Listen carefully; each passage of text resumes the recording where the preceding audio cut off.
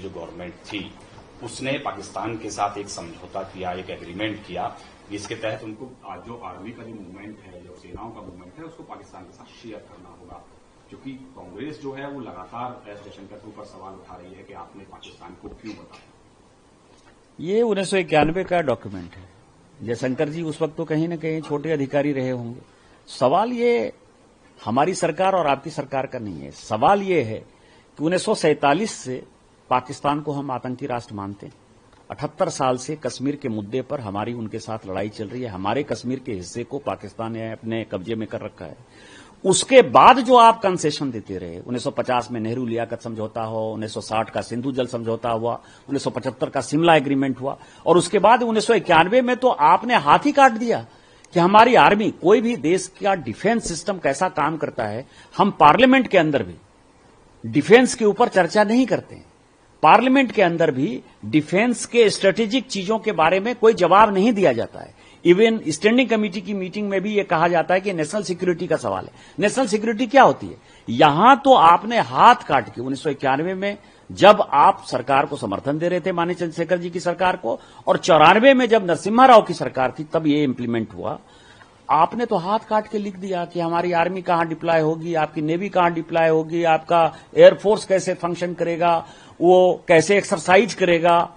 तो ये सारी बातें क्या देशद्रोह नहीं है? कांग्रेस ने वोट बैंक की पॉलिटिक्स के लिए देश के साथ धोखा नहीं किया कि उनको बांग्लादेशी वोट बैंक चाहिए, उनको पाकिस्तानी वोट बैंक चाहिए, क्योंकि हिंदुस्तान के मुसलमान तो इस देश के नागरिक हैं। उनको पता है कि उनके कब्जे में नहीं आने वाले हैं। ऐसा वोट बैंक जो किराएदार बना हुआ है, उस कारण से किया। और मुझे लगता है कि भारत सरकार को इसके ऊपर जो है देशद्रोह का मुकदमा चालू करना चाहिए, और इस एग्रीमेंट के ऊपर जो एग्रीमेंट बनाने वाले थे, करने वाले थे, उनके ऊपर वो जिंदा है या नहीं जिंदा है वो उनका अपना सवाल है, लेकिन किस परिस्थिति में हुआ ये देश को बताना चाहिए और कांग्रेस के ऊपर एफआईआर करना चाहिए। सर, क्या आप सरकार से, क्योंकि आपकी पार्टी की सरकार है, तो आप मांग करेंगे कि इस एग्रीमेंट को लेकर भी अब बात हो कि इस एग्रीमेंट को खत्म किया जाए? निश्चित तौर पर सरकार को पहले से पता है, लेकिन सरकार को जो है इसके ऊपर एक्शन करना चाहिए कि कौन सा इस देश के बाहर के तत्वों से जो लड़ रहे हैं, देश के अंदर के जो तत्व हैं, चाहे सोशल मीडिया इन्फ्लुएंसर हैं, चाहे इस तरह के पार्टी के लोग हैं, कांग्रेस पार्टी के लोग हैं, खासकर विपक्ष जिनके पीछे पीछे खड़ा नजर आता है, उसके ऊपर भी कार्रवाई करने का वक्त आ गया है।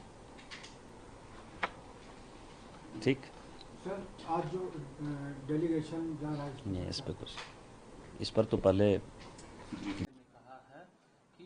भारत ने दो टूक साफ कर दिया, हर आतंकी हमले में पाकिस्तान को भारी कीमत चुकानी पड़ेगी, और ये कीमत पाकिस्तान की सेना चुकाएगी और पाकिस्तान की अर्थव्यवस्था चुकाएगी।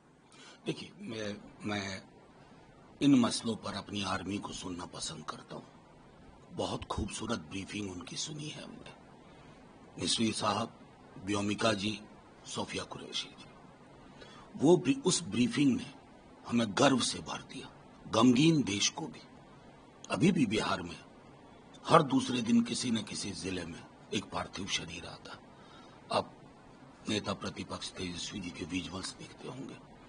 हम जाते हैं, श्रद्धांजलि देते हैं, लेकिन उस परिवार का जो वो खालीपन उनके जाने से हुआ, उसकी भरपाई हमारे पास नहीं है। ऐसे माहौल में ना सिनेमाई डायलॉग से सब किसी को बचना चाहिए।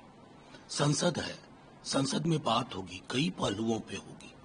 हमें इस बात का कष्ट है कि आतंक की हमारी प्रोफेशनल सेना ने प्रतिबद्धता के साथ सिर्फ लैबोरेटरीज जो टेरर के हैं उनको अटैक किया, मिलिट्री एस्टैब्लिशमेंट को नहीं छुआ, सिविलियन टारगेट्स नहीं लिए। ये पूरे देश के लिए 71 वाले फिल्म कि देश का भूगोल बदल दिया दुनिया का। तो अतिरेक से बचना चाहिए। मैं यही कहूंगा, अतिरेक बहुत सुखद नहीं होता जब कि देश को लगे कि अभी भी आतंक की प्रयोगशालाएं ये खत्म हुई है, नहीं हुई। ये महत्वपूर्ण है। और मैं क्या कहूं, एक गालिब का शेर है, रगों में दौड़ने फिरने के हम नहीं कायल, जब आंख ही से न टपका तो फिर लहू क्या है। प्रधानमंत्री ये भी ने कहा है कि अब पाकिस्तान अब एक बात भूल गया है कि माँ भारती का सेवक सीना तान के खड़ा है। मोदी का दिमाग ठंडा रहता है, लेकिन लहू गर्म में, मोदी के नसों में लहू नहीं गर्म सिंदूर का। मैं सीधी सी बात कहता हूँ, ये बल्कि सिनेमाई अंदाज में, नाटकीय अंदाज में ये टिप्पणियां उन परिवारों के खालीपन को भर देंगी, उन जवानों के पार्थिव शरीर जिनके घर जा रहे हैं उनको भर देंगे। मेरे भी प्रधानमंत्री हैं। प्रधानमंत्री जी, पूरा देश एक सुर में बोल रहा है, लेकिन वो सुर है आतंक की प्रयोगशालाओं को खत्म करने का। ये व्यक्ति केंद्रित विमर्श नहीं होना चाहिए।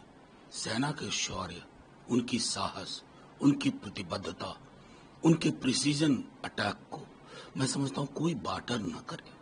ये चीजें चोटिल करती हैं, मानस को छत विच्छत करती हैं। राहुल गांधी ने ट्वीट किया कि मोदी जी खुले भाषण देना बंद कीजिए, आपने भारत के सम्मान में सम्मान। देखिए, मैं ही क्या कहूं, इवन जो भाजपा के कोर सपोर्टर्स हैं उनको इस बात की समझ नहीं आ रही। कल 8वां बयान आया है अमेरिकन प्रेसिडेंट का। हम कई दफा मुश्किल हालात में पड़े अपने पड़ोसियों के कारण, लेकिन जब कभी कोई फैसला हुआ सीज फायर वगैरह का, तो हम 2 देशों ने लिया, किसी की सरपंचाई स्वीकार नहीं की। अभी भी हमारी एमईए ब्रीफिंग कर रही है कि कोई मीडिएशन इसमें नहीं हुआ था, लेकिन ये प्रतिकार माननीय प्रधानमंत्री जी की ओर से आना चाहिए। वो उसमें क्यों चूक हो रही है? मैं सिर्फ इतना कहना चाहता हूं, और इसके लिए भी चूंकि आपने सवाल पूछा, मैं यहां कह रहा हूं, मैं संसद के सत्र में पूछूंगा जरूर, क्योंकि सरकारें आती जाती हैं। आज आप सत्ता में, कल को कोई और सत्ता में होगा, लेकिन देश का एक मिजाज है कि कोई व्यक्ति कहे कि मैंने व्यापार की धौंस दिखा करके दोनों को ठंडा कर दिया, दोनों अच्छे लोग हैं। आप बिल्कुल हाइफन तक का इस्तेमाल नहीं कर रहे। इंडिया और पाकिस्तान, ये अप्रीतिकर है। It unsettles everybody here. That's why it is important to communicate it to. और उसके लिए सबसे बेहतर चीज है कि एक तिरंगा यात्रा या जय हिंद यात्रा वॉशिंगटन डीसी में प्रधानमंत्री जी के नेतृत्व में सारे दल ले जाए और अमेरिकन प्रेसिडेंट को कहें, learn history, look at our trajectory, then speak. Minister of external affairs के प्रवक्ता रणधीर जायसवाल ने कहा कि हमने डीजीएमयू के माध्यम से पाकिस्तान से कहा कि हमने ऑपरेशन सिंदूर के तहत जवाब देने के लिए अपने अधिकार का प्रयोग किया, इसलिए हमने हमले के बारे में, घटना के बारे में बताया। देखिए, मैं अब इस पर भी विराम लगना चाहिए। मैं पूरी तरह से इस बात से सहमत हूं कि हमारी मिलिट्री ने कभी किसी भी लेवल पर ऐसा कोई काम नहीं किया है, आज ही नहीं, जब से हम आजाद हुए 47 से लेकर के, कि हम लोगों को कहीं भी परेशानी हो। उनकी बातों का भरोसा करना चाहिए, लेकिन यहां चूक डिप्लोमेटिक और पॉलिटिकल है, और उसके लिए सेना को आगे नहीं करना चाहिए। उसकी जिम्मेवारी एग्जीक्यूटिव में जिन लोगों पे है वो सामने आए और कम्युनिकेट करें। तेजस्वी जी लगातार बिहार में लॉ एंड ऑर्डर को लेकर सवाल खड़े कर रहे हैं कि बिहार में स्थिति ठीक नहीं, लॉ एंड ऑर्डर नहीं, बिहार वो सवाल खड़े कर रहे हैं, वो असहज कर रहा है, परेशान कर रहा है लोगों को, या लॉ एंड ऑर्डर बुरा है ये परेशान कर रहा है। मतलब नेता प्रतिपक्ष के नाते वो क्या करें? सरकार की डुगडुगी बजाएं, घर में मातम पसरा हो किसी के, और जाके कहें बहुत बढ़िया सुशासन की सरकार चल रही है? नेता प्रतिपक्ष का ये काम होता है? जब वो सांत्वना देने जाते हैं सैनिकों के घर पर, शहीद सैनिकों के घरों पर, तो वो क्या कहेंगे ना कि मैं आपके साथ हूं, हम जितनी भी कोशिश होगी हम करेंगे, आपके शहादत को सलाम। लेकिन जब जाते हैं कि इनके यहाँ डकैती में किसी का गला रेत के हत्या कर दी गई, क्या कहेंगे? फर्क है ना? कहेंगे ना कि सरकार नाम की कोई चीज नहीं रही। मुख्यमंत्री जी तक सूचना जाती भी है या नहीं? अगर जाती है तब ये हालत है, चिंता की बात है। अगर नहीं जाती है तो इससे बड़ी चिंता की बात है कि सरकार चला कौन रहा है। आज रेल मंत्री आए बिहार दौरे पर पटना है, अब यहाँ से वो जमालपुर गए हैं, जमालपुर में रेल कारखाना का इंस्पेक्शन करेंगे और कई योजना को रखेंगे। बिहार में चुनावी साल है, क्या लगता है कि मेरा सिर्फ ये कहना है अश्विनी वैष्णव जी से, माननीय रेल मंत्री जी से, कि नवंबर में चुनाव हो जाएंगे, 25 में, 26 में भी बिहार नक्शे में वही रहेगा जहां आज है। भूल मत जाइएगा, आना जाना बरकरार रखिएगा।